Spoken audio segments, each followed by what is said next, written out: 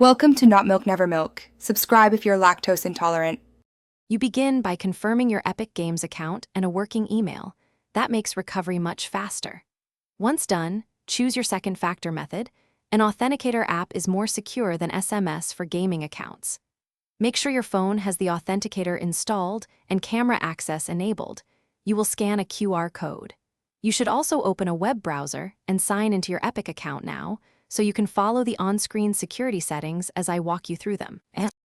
You navigate to Account Password and Security and scroll to the two-factor authentication section. Next, pick the Authenticator App option, or SMS. I recommend the app for fewer interception risks. When the QR code appears, scan it with your Authenticator app or type the manual key if scanning fails.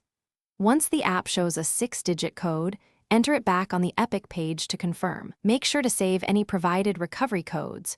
Store them offline. You finish by testing a fresh sign-in. Log out and log back in on your console or PC using the code from the Authenticator app. Once confirmed, write down recovery codes and keep them separate from your device. They are the fail-safe if you lose your phone. If the Authenticator never accepts codes, check phone clock sync, reinstall the app, then relink using the manual key. If all else fails, use a recovery code to regain access or contact Epic support for account verification. Thanks for watching. If this was helpful, leave a like and consider subscribing. See you next time.